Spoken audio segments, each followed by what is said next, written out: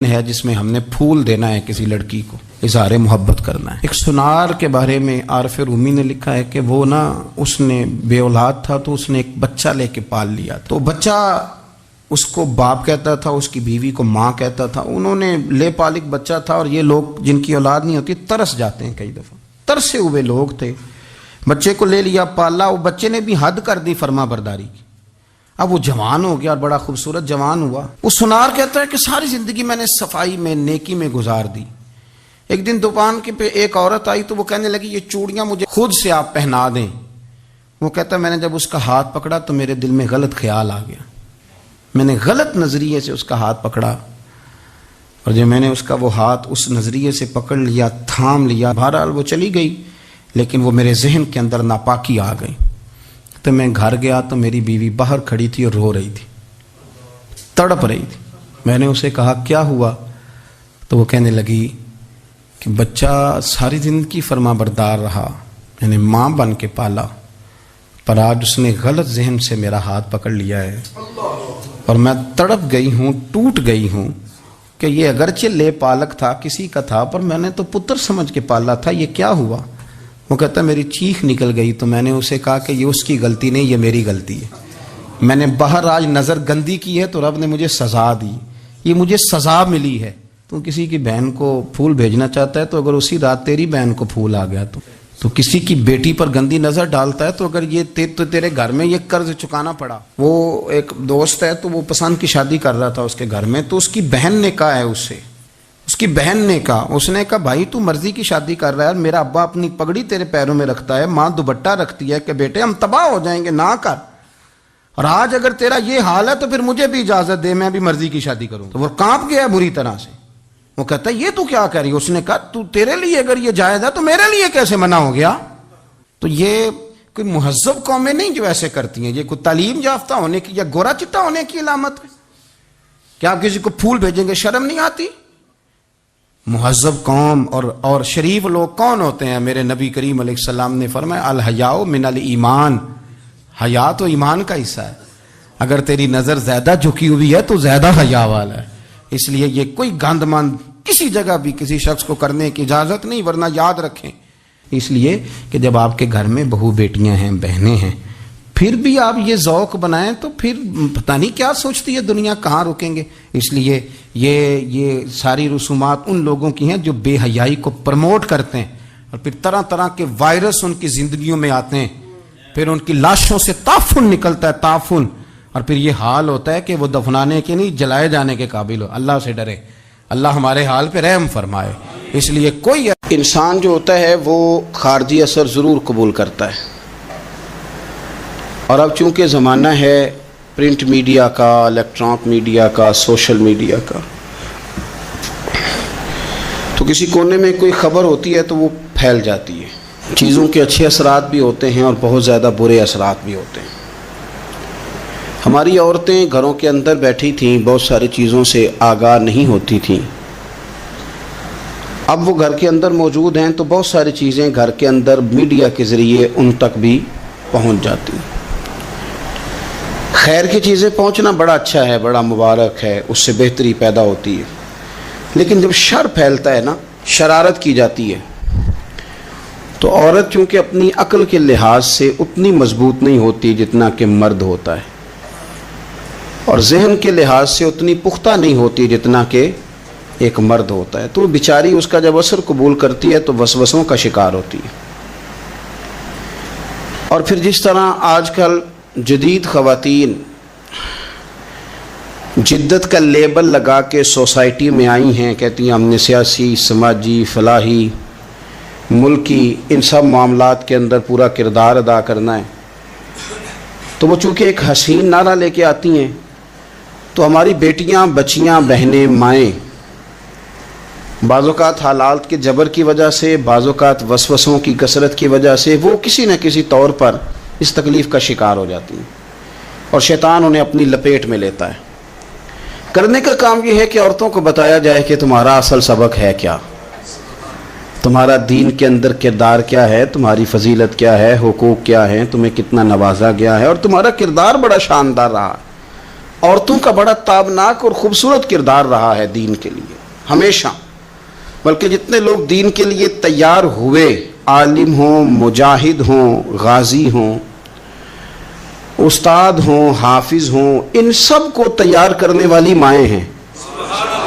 اور وہ پوری جد و جہد کے ساتھ بھیجتی، تیار کرتی، محنت کرتی. انہوں نے ان کی تیاری میں بھی اور آبیاری میں بھی خوب کردار ادا کیا. اب یہ کہ مزید آنے والی نسل میں جو ہماری بیٹیاں ہیں، ان کو ہماری جو اسلاف میں خواتین گزری ہیں، ایک تو ان کے کردار سے ہمیں آگاہ کرانا چاہیے، تاکہ بچیاں بجائے آج کی کسی جدید عورت سے جڑنے کی بجائے وہ سیدہ عائشہ صدیقہ سے جڑیں، وہ سیدہ پاک سیدہ فاطمہ الزہرا سے جڑیں. وہ جو کنیزیں ہیں حضور صلی اللہ علیہ وسلم کے دین کی، حضرت ام سلیم کے ساتھ جڑیں، حضرت ام شریک کے ساتھ جڑیں، حضرت ام عمارہ کے ساتھ جڑیں. انہوں نے جڑنا ہو تو حضرت ام سلمہ کے ساتھ جڑیں. وہ ان سب خواتین کے ساتھ ان کا تعلق مضبوط ہو. اور دوسرا یہ بھی ایک بات یاد رکھیں کہ 40 50 60 عورتیں کسی جگہ نکل کے کوئی دھما چوکڑی کرتی ہیں تو وہ 22 کروڑ کے ملک میں رہنے والی ہماری پاک ماؤں کی نمائندہ کبھی بھی نہیں ہو سکتی. اس لیے دنیا ان کا چہرہ دیکھ کے، بلکہ ان کا مکروہ چہرہ دیکھ کے، ہمارے گھروں میں حیا کا پردہ پہن کے بیٹھنے والی عورتوں کو اس پر کبھی بھی وہ قیاس نہ کریں. الحمدللہ آج بھی مائیں پاک دودھ پلاتی ہیں تو رسول اللہ کا نام جپنے والے بیٹے پیدا ہوتے ہیں. تو اس لیے کوئی ایسی مایوسی، کوئی ایسی کمزوری، کوئی یہ نمائندہ نہیں ہے. یہ تو چونکہ دنیا میں ہمارے ہاں ہوتا یہ ہے کہ کوئی بندہ کوئی فضول بات کرتا ہے تو میڈیا اس کو کوریج زیادہ دیتا ہے تو لوگ سمجھتے ہیں پتہ نہیں کیا ہو گیا. ایسی کوئی بات نہیں ہے. یہ تو چند لوگ ہیں، وظیفہ خار ہیں، خریدے ہوئے لوگ ہیں، اور ان کو جان بوجھ کے لا کے یہاں مسلط کیا جاتا ہے. معاذ اللہ پاکستان کی شکل دکھانے میں کچھ اپنے اس میں ملوث ہوتے ہیں تاکہ بگڑی ہوئی صورت لوگوں کے سامنے پیش کی جائے. یہ وطن ہے داتا علی اجویری کا اور بابا فرید الدین مسعود گنج شکر کا. یہ اللہ والوں کا وطن ہے، یہ حضرت محدث اعظم پاکستان کا وطن ہے. اس کے اندر اس طرح کے لوگ کس طرح پنپ سکتے ہیں؟ کوئی ان کا وجود نہیں. تو قرآن حکیم نے ہمیں کہہ دیا کہ جو بھی نیک عمل کرے وہ مرد ہو یا عورت ہو، تخصیص کوئی نہیں، ہو مومن، مرد ہو چاہے عورت ہو، فَلَنُحْيِيَنَّهُ حَيَاةً طَيِّبَةً، ہم اسے پاکیزہ زندگی عطا فرمائیں گے. اللہ کے پیارے رسول صلی اللہ تعالی علیہ وسلم نے ارشاد فرمایا، حضور علیہ السلام ارشاد فرماتے ہیں کہ مختصر سی بات ہے، مسند امام احمد بن حنبل میں، انسان کے لیے جنت میں چلے جانا نا بہت بڑی کامیابی ہے. کیوں؟ اس لیے کہ اللہ کا دیدار بھی جنت میں اور مدینے والے محبوب کا قرب بھی جنت میں نصیب ہوگا. رسول کائنات علیہ السلام کے قرب میں بھی جگہ وہی جنت میں ملے گی. وہیں سب اللہ والوں کی زیارت ہے، وہیں سب کے لیے انعامات ہے، وہیں سب کا بسیرا ہے. قرآن مجید نے کہا اصحاب الجنتی هم الفائزون، اصحاب الجنتی هم الفائزون، یہ جو جنتی ہیں یہ کامیاب لوگ ہیں. تو نبی پاک صلی اللہ علیہ وسلم نے مختصر بات ارشاد فرمائی مسند امام احمد بن حنبل میں. حضور فرمانے لگے عورت 5 نمازیں پڑھے، اپنے روزوں کی حفاظت کرے، یعنی رمضان کے روزے رکھے. فرمایا اپنے خامند کی اطاعت کرے، نماز روزے کی پابندی کرے، خامند کی اطاعت کرے اور اپنی شرمگاہ کی حفاظت کرے. تو حضور فرماتے ہیں پھر قیامت والے دن نہ اس کے لیے جنت کھول دی جائے گی، وہ جس دروازے سے چاہے جنت میں داخل ہو جائے. پھر کھول دیا اللہ تعالیٰ نے اس کے لیے. 2 ہی باتیں، ایک یہ کہ نماز روزے کا خیال کرے، خامد کی اطاعت کرے، شرمگاہ کی حفاظت کرے، تو جنت کے جس دروازے سے وہ چاہے گی نا اس کو داخلہ دے دیا جائے گا. تو عورتوں نے بڑے مضبوط ایمان کا مظاہرہ کیا ہے، مضبوط ایمان کا. پہلی مثال دیتا ہوں جناب ہاجرہ کی. حضرت ہاجرہ رضی اللہ تعالی عنہا حضرت اسماعیل علیہ السلام کی والدہ ہیں، جناب ابراہیم خلیل اللہ علیہ السلام کی اہلیہ ہیں. میں نے پہلے بھی ایک دفعہ کہا تھا، پھر کہتا ہوں کہ آج کل نا کاکروچ دیکھ کے، چھپکلی دیکھ کے چیخ مارنا یہ خوف نہیں، یہ فیشن ہے. اسے پتہ چلتا ہے کہ یہ برگر فیملی ہے، اسے پتہ چلتا ہے یہ امیر لوگ ہیں. یعنی کاکروچ کھا جاتا ہے کہ چھپکلی کھا جاتی ہے، لیکن یہ نا جی وہ جی ہمارا بچہ چیخ مارتا ہے اس کو دیکھ کے، क्या मतलब है बड़ा पढ़ा लिखा जी, बड़ी सोबर फैमिली? ये पढ़े लिखे नहीं, ये बुज़दिल होने की अलामत। कमजोर पड़ना, डरना, खौफ खाना, अल्लाह तबारक व तआला पर ईमान रखते हुए तवक्कुल में कमजोरी करना, माज़अल्लाह। मुसलमान का तो ये नजरिया नहीं ना होता। और मुसलमान औरतों का हर वक्त रोना कि नसीब पता नहीं कैसे होंगे, पता नहीं क्या बनेगा, मेरा तो कुछ बन ही नहीं रहा। जब बात करना रो के करना, जब सुनाना दुख ही सुनाना। यही हाल माँ का है, यही बहन का है, यही बेटी का है, इल्ला माशाअल्लाह कुछ अच्छी भी है। तो इस कदर ज्यादा कमजोर नजरियात मुसलमान औरतों के नहीं होते। और फिर सारी जिंदगी अगर याद करना है तो दुख याद करना है, सुख नहीं याद करना। जिंदगी के अंदर जहां किसी जगह आजमाइश आई उसका जिक्र रोज करना है, और जो आसानी आई उनको भूल जाना है। हजरत हाजरा को जनाब इब्राहिम खलीलुल्लाह अलैहिस्सलाम छोटा सा बेटा दे के वादिये गैर ज़ी ज़रइन में छोड़ आए, इतनी सी खजूर, एक मशकीज़ा पानी का। उस खातून को वहां खड़ा किया, दूर दूर तक आबादी कोई नहीं, जंगल का समा है, परिंदे तक आके नहीं चहकते, कोई चीज नहीं दुनिया की। लेकिन ईमान इसको कहते हैं, ताकत इसको कहते हैं। कलमा पढ़ने के बाद खड़ा रहना और अपने तवक्कुल को मजबूत रखना, इसको कहते हैं। हजरत इब्राहिम वापस लौट रहे थे तो जनाब हाजरा ने एक सवाल पूछा, बस एक। जनाब हाजरा अर्ज करती हैं, अल्लाह के खलील, ये अपनी मर्जी से छोड़ के जा रहे हो कि रब का हुक्म है? मेरे मालिक की मेरे बारे में यही फैसला है, यही रजा है, या आप अपनी मर्जी से छोड़ के जा रहे हैं? तो जनाब खलील अलैहिस्सलाम फरमाने लगे, हाजरा नहीं, ये रब का फैसला है, ये अल्लाह की रजा है। तो आपको बुखारी में ये लफ्ज मिलेंगे। जनाब हाजरा कहने लगे, फिर आप फिक्र न करें, अगर रब का ये हुक्म है तो फिर मेरा रब हमें कभी भी जाया नहीं करेगा। ये मजबूती ईमान की, ये मजबूती, रब फिर हमें कभी जाया। ओ मेरे मिल्लत की बेटियों और बहनों, सारी उम्मीदें खामन से क्यों लगाती हो? सारी उम्मीदें बेटे और भाई से क्यों लगाती हो? सारी उम्मीदें दुनिया से क्यों लगाती हो? इस तरह करो, अपनी सारी उम्मीदें अपने रब के साथ वाबस्ता करो।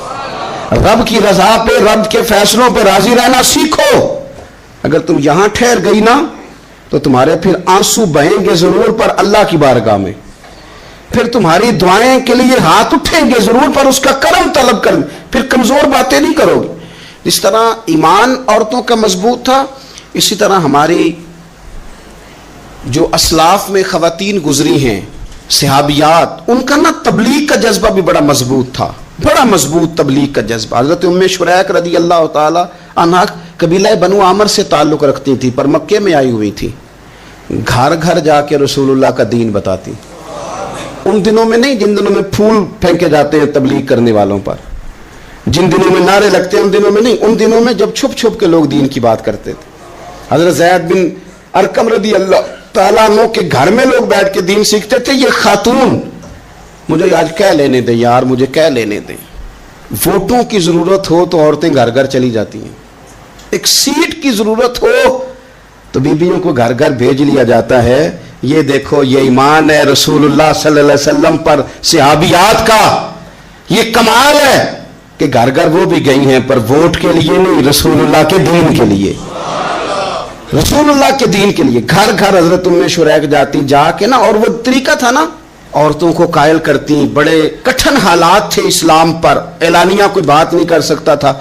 हजरत उम्मे शुरैक कहती है, मैं औरतों को बुलाती, कहती मेरी बात सुनो। जब वो करीब आती तो मैंने नबी पाक का दीन बताती, साइड पे करके कोने में। मैं ना थोड़ा थोड़ा, ओ यार आप जरा इसका लुत्फ तो लें, इसका जायका तो देखें। हजरत उम्मे शुरैक कहती है, मैं घर घर जाती, बताती, तो काफिरों को पता चल गया कि ये तबलीग करती है। उन्होंने मुझे बुलाया, कहने लगे तेरे बरादरी और कबीले का मसला ना होता तो हम तुझे कत्ल कर देते, अब हम तुझे वापस भेजते हैं। चंद मर्दों को मेरे साथ किया, मुझे घोड़े और ऊंट की नंगी पुश्त पर बांध लिया। नंगी पुश्त पर लंबा सफर करना मुश्किल होता है, पसीना आए, बड़ी तकलीफ होती है घोड़े पर बैठ। अब वो कोई कजावा नहीं, कोई चीज नहीं, इसी तरह बांध के ले गए। और फरमाती हैं कि 3 दिन और 3 रातों का वो सफर था। रस्ते में वो खुद छांव में बैठते और मुझे बांध के धूप में डाल देते। 3 दिन मैंने जमीन पर चलने वाली किसी चीज की आवाज नहीं सुनी, लेकिन वो जब जब नबी पाक के दीन की बात पूछते तो मेरा कलेजा खुशी के साथ ठंडा हो जाता, आंखें खुल जाती और मैं कहती क्या बात है मेरे नबी पाक के दीन की।